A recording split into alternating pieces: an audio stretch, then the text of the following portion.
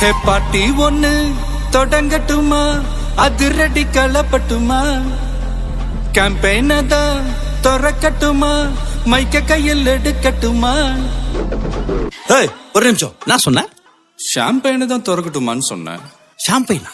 என் காதல கேம்பெயின் கேட்டுது. டே மబ్బுல அப்படிதான்டா கேட்கும். கரெக்டா கேளு. Start music.